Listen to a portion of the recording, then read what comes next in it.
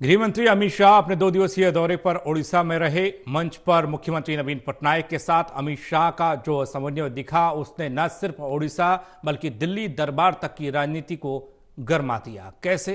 Report के जरिए खबर।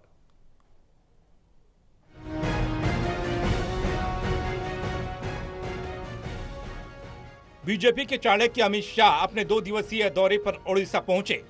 आमतौर पर ओडिशा दौरे पर आने वाले बीजेपी के पूर्व राष्ट्रीय अध्यक्ष के राजनीतिक तेवर नवीन पटनायक सरकार पर सदैव हमलावर रहते हैं, मगर अब की बार नजारा कुछ अलग था। इस बार के दौर में मंच से जो झलक मिली और मुख्यमंत्री नवीन पटनायक के साथ अमित शाह का जो समन्वय दिखा, उसने न सिर्फ ओडिशा बल्कि दिल्ली दरबार तक की राजनीति को सरगर्म कर दिया। खासकर INDIA गठबंधन के सामने भी बड़ी और कड़ी चुनौती पेश कर दी।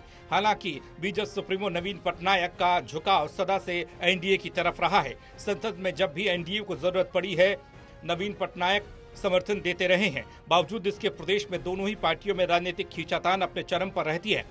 इससे पहले अमित शाह ने भी जब ओडिशा का दौरा किया था, सीधे तौर पर नवीन सरकार पर हमला बोला था। हालांकि इनमें से अधिकांश दौरे राजनीतिक दौरे हुआ करते थे। इस बार परिस्थिति भी बदली है और समय भी। ऐसे में राजनीतिक के चाणक्य कहे जाने वाले शाह के उद्बोधन का नजरिया भी बदला सा नजर आया। गृह मंत्री अमित शाह ने जिस प्रकार से मुख्यमंत्री नवीन पटनायक के साथ मंच साझा किया और जिस प्रकार से उन्होंने सीएम नवीन पटनायक के प्रति आत्मीयता दिखाई, उसकी प्रदेश में हर किसी ने प्रशंसा की। शाह के एक कदम ने बड़ा संदेश दे डाला। राष्ट्रीय राजमार्ग परियोजना के उद्घाटन और शिलान्यास के दौरान शाह के एक कदम ने देश की राजनीतिक पार्टियों को भी यह संदेश देने का काम किया कि हम राजनीतिक विरोधी हो सकते हैं, मगर व्यक्तिगत विरोधी नहीं है। राजनीतिक जानकारों का यह मानना है कि बीजू जनता दल भले ही दोनों ही राष्ट्रीय गठबंधन से खुद को अलग रखता है, मगर जब भी एनडीए को बीजू जनता दल की जरूरत पड़ती है, वह मदद जरूर करता है। अब चाहे वो राष्ट्रपति चुनाव हो या फिर राज्यसभा में अन्य कोई मुद्दा, बीजेपी ने खुलकर एनडीए का समर्थन किया है।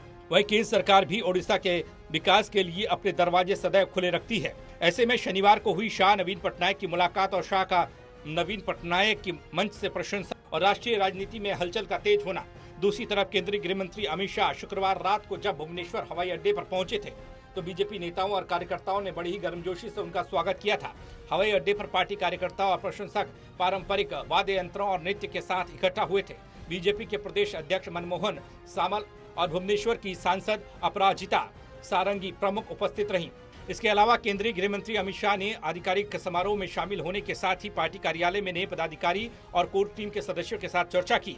इस दौरान पहले से दिए गए कार्य में से कितने पर अमल हो चुका है, इस पर चर्चा हुई। शाह ने जमीनी स्तर पर संगठन को मजबूत करने और मोदी सरकार के सफल 9 साल का संदेश लोगों तक पहुँचाने का गुरु मंत्र भी दिया। National desk report, total news.